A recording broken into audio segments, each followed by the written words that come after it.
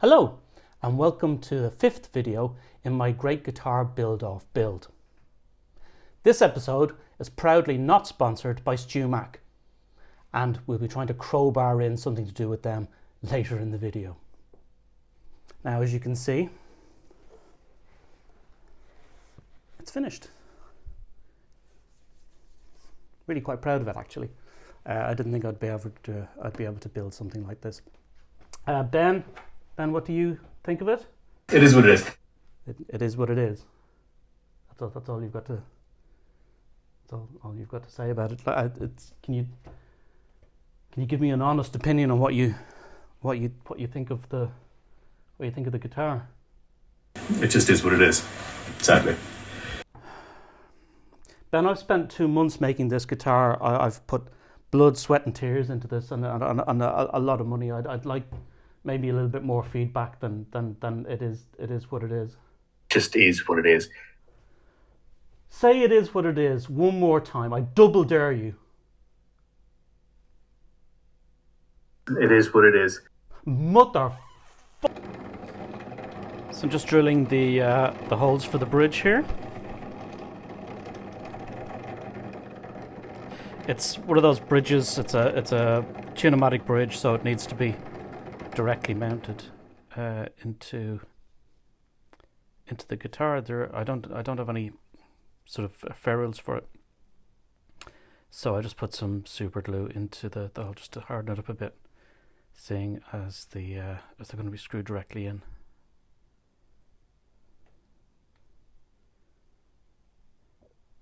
I then used a tapping bit in my hand drill to drill the threads for the posts of the bridge.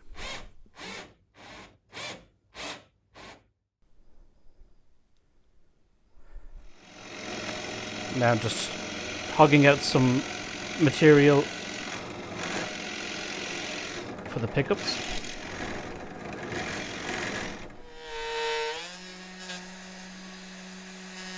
And routing out the pickup cavities. Those Bosch hand routers they're really very handy.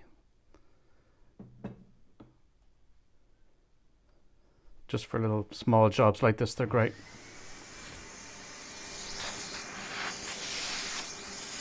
Can you believe you're watching me hoovering something? Wow.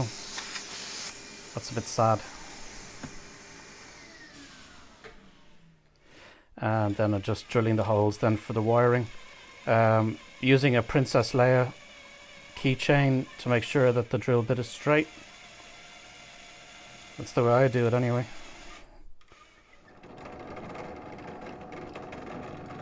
Now just drilling the holes for the tone and volume controls.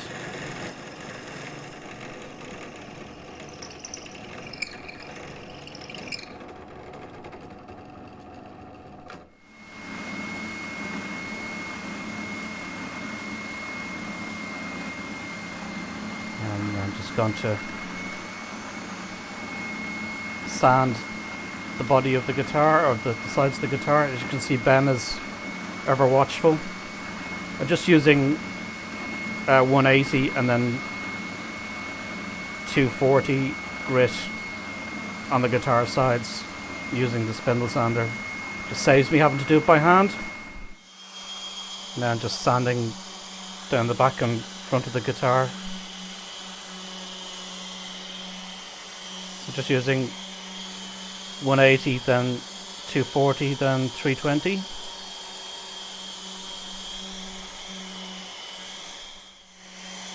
Just wanted it to be quite smooth.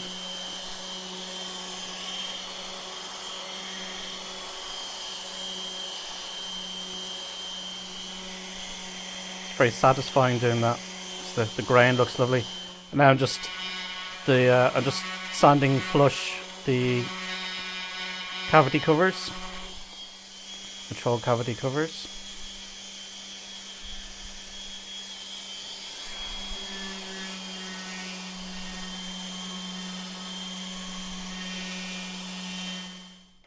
It's time to drill the holes for the tuning pegs.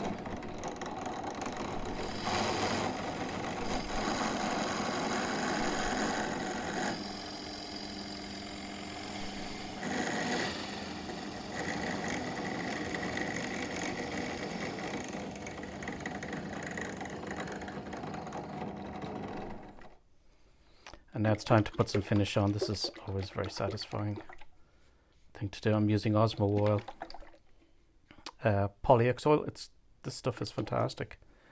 I'm not sure why more luthiers don't use it. It was used almost exclusively in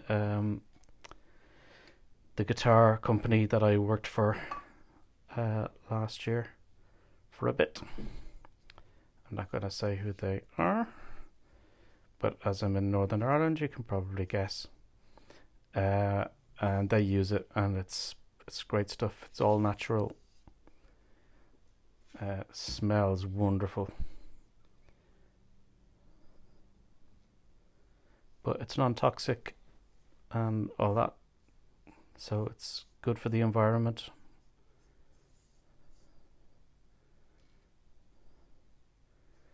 And I was really pleased with this. You see the colour that comes out. It's really dark mahogany,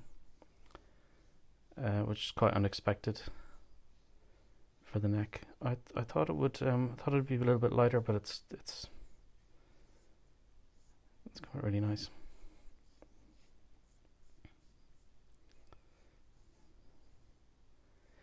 As you can see, I'm just using Basil brush again.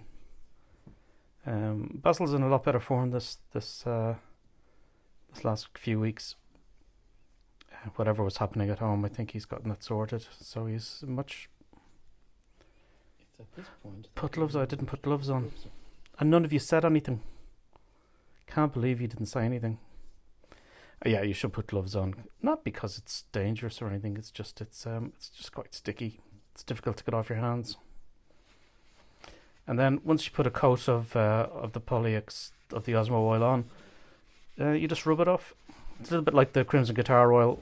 You leave it on until it gets a little bit sticky, and then wipe it all off with some kitchen towel.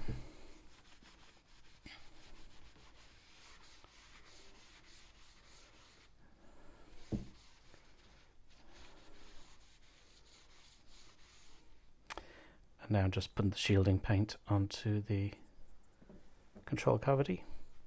I much prefer. I hate that the copper tape. It's horrible. This stuff is just easier to use. I saw another video lately. Somebody said, "Oh no, you should always use copper tape." That's just a cop out using the shielding paint. I don't think it is. Works perfectly fine. This was a big moment for me. This was gluing in the set neck. I've sped it up slightly. And I've never done a set neck before, as I said at the start of the project. So usually I would do bolt-on necks, and it's easy to, if something goes wrong, you can always fix it and bolt the neck back on. But if you glue in a set neck, that's it. You can't really do much about it. Taking the neck off is again as an utter pain in the arse. So this was a big deal. I was really happy with how it fit and everything. I'm just clamping it up.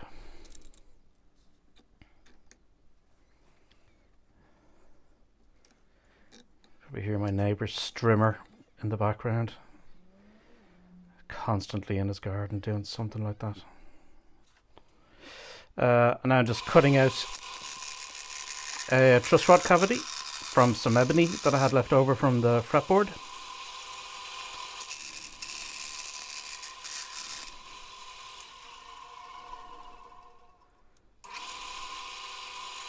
Probably need to get a smaller blade with more teeth for doing stuff like that. It tends to rip. That blade just tends to rip up small little things like that. Keep my fingers out of the way as well. That's why I have it set so low so my fingers don't get anywhere near the blade.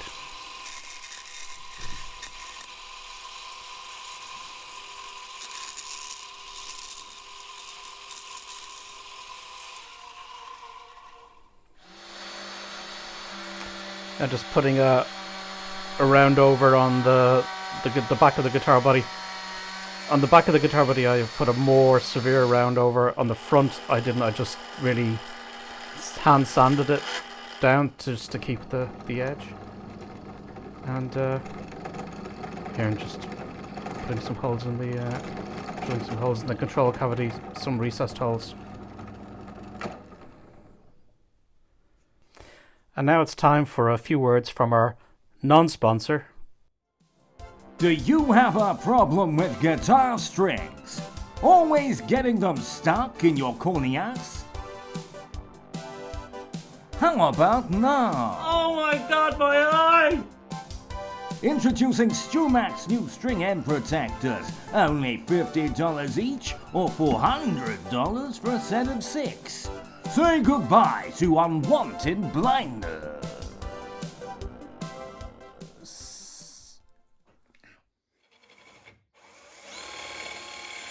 So I'm just drilling the hole for the jack socket. So it's quite terrifying doing this. So you have to use a hand drill, and it's quite a big hole using a Forstner bit. And then you're waiting for that to happen. This gives me a bit of a shock. I'm just putting on the truss rod cover, which I think worked out quite nicely.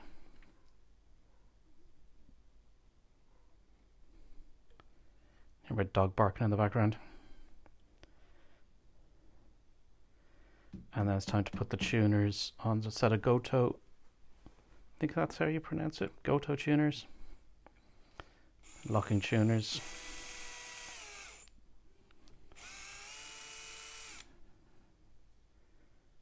It's always quite terrifying drilling those holes as well, but putting them in just to make sure that that they're all aligned quite nicely. And then just putting the jack socket cover on. Because the guitar is quite thin, there I had to get a cover for it, but it was too big, so I had to get another one. So this wasn't my first choice, but I still think it looks very nice.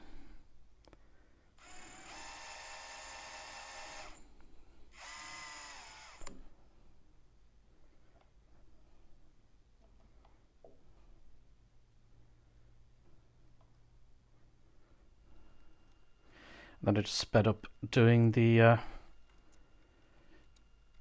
crown and polishing of the frets, well, leveling, crowning and polishing of the fretboard.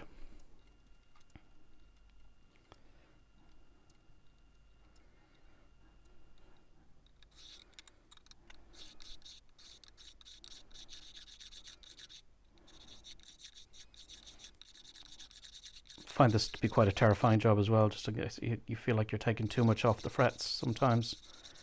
But I'm getting better at it each time I do it. I'm just going to crown the frets again after I've leveled them.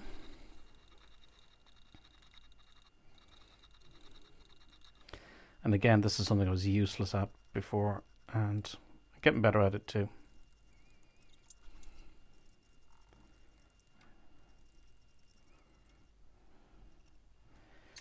Then just doing dressing the end of the fret ends. I need a better file for that, so I've ordered one. And then just polishing the frets with a Dremel and some polishing combat. I did sand them a bit before that, don't worry. I didn't just go straight to the Dremel. And now I'm just soldering the wiring onto the pots, getting all that done. And that's it, really. So, thanks very much for watching. I'll be giving this guitar a demo in the next video, which is to be the wrap-up video containing the best bits from the other videos, and I'll do a demo and stuff like that. So you're just going to have to wait until then, because It is what it is. Yeah, it is what it is.